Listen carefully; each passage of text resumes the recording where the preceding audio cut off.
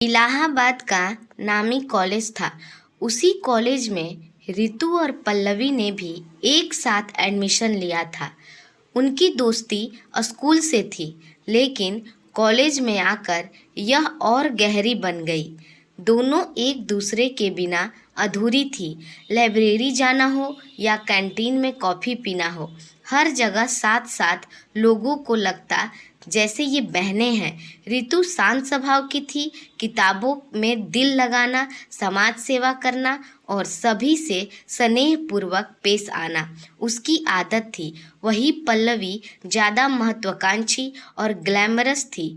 वह अपने looks, Instagram followers और फ्यूचर करियर को लेकर बहुत सजग रहती थी। कॉलेज के दूसरे सेमेस्टर में आयुष की एंट्री हुई। लंबा कद, संजीदा चेहरा और अपने लक्ष्य के प्रति बेहद गंभीर। पल्लवी को पहली नज़र में ही आयुष अच्छा लगने लगा। वह हर मुमकिन कोशिश करती कि आयुष की नज़र उस पर पड़े, लेकिन किस्मत को कुछ और मंजूर था। आयुष धीरे धीरे रितु की ओर आकर्षित होने लगा। आयुष को रितु की सादगी, समझदारी और सहनशीलता बहुत पसंद आने लगती है। एक दिन जब दोनों एक कॉलेज प्रोजेक्ट में साथ आए तो रितु और आयुष की नज़दीकियाँ बढ़ने लगी। यह सब पल्लवी को पसंद नहीं आया। पल्लवी को लगने लगा कि रितु ने उससे आयुष को छीन लिया है। उसे यह भी महसूस हुआ कि रितु ने धीरे धीरे उसकी छाया से निकलकर खुद की एक पहचान बना रही है। एक दिन पल्लवी ने रितु से कहा, तू तो कहती थी कि तुझे प्यार व्यार से कोई मतलब नहीं, फिर आयुष के साथ तेरा क्या चल रहा है? रितु ने हंसते हुए जवाब दिया, पल्लवी, वो बस दोस्त है। तुम्हें पसंद है तो तुम बता दो उसे। पल्लवी के मन में जलन और संदेह दोनों पनप रहे थे। उसने तय कर लिया कि वह रितु को सबक सिखाएगी। पल्लवी ने रितु के खिलाफ धीरे धीरे साजिशें बुननी शुरू कर दी। पहले तो उसने रितु की छवि खराब करने के लिए अफवाहें उड़ाई कि रितु ने आयुष को फंसाया है, वह फेक है, दो चेहरे वाली है। सोशल मीडिया पर फेक अकाउंट से उसके नाम से भद्दे मैसेज पोस्ट किए गए।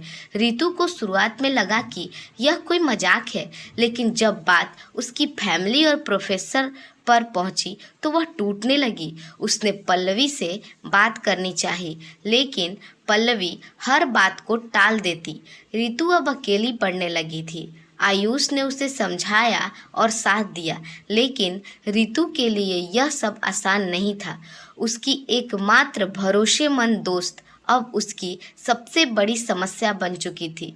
रितु टूट चुकी थी, लेकिन रितु हार नहीं मानी। रितु ने अपनी टूटी भावनाओं को समेटा और इलाहाबाद छोड़कर दिल्ली में एक नई जिंदगी शुरू करने का फैसला किया।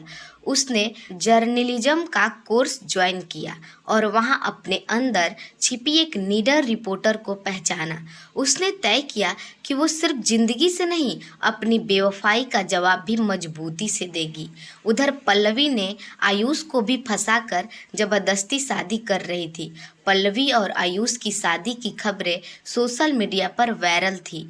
सबको लगता था कि यह परफेक्ट कपल है, लेकिन सच्चाई कुछ और थी।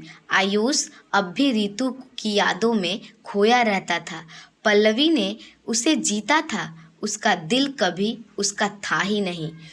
आयुष की बेरुखी और शराब की लत ने पल्लवी की खुशियों को धीरे धीरे निगल लिया। रितु अब एक तेज तरकार बन चुकी थी। एक दिन उसे एक स्टिंग ऑपरेशन के लिए एक कॉर्पोरेट घोटाले पर काम करने का मौका मिला। जब उसने डिटेल में रिसर्च किया तो चौंक गई। उस घोटाले में आयुष की कंपनी और खुद पल्लवी भी शामिल थी। अब रितु के पास दो रास्ते थे, एक प्रोफेशनल बनकर चुप रहे, दूसरा अपने अतीत का बदला ले। उसने दूसरा रास्ता चुना।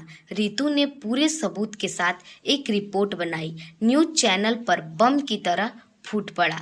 Young business women Pallavi Sharma पर मनी लॉन्ड्रिंग के आरोप। पल्लवी की इमेज टूट गई।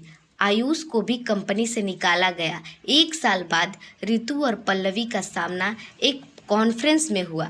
पल्लवी की आंखों में गुस्सा साफ नजर आ रही थी। उसने कहा, तुमने बदला लिया? रितु मुस्कुराई।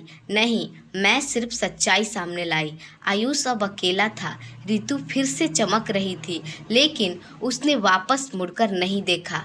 उसने सीखा था, जो दोस्त पीठ में छुरा घोंपते हैं उन्हें माफ़ तो किया जा सकता है, पर दोबारा ज़िंदगी में जगह नहीं दी जा सकती। दोस्तों, अगर यह कहानी आपको पसंद आई हो तो हमारे वीडियो को लाइक करें और चैनल को सब्सक्राइब करें। धन्यवाद।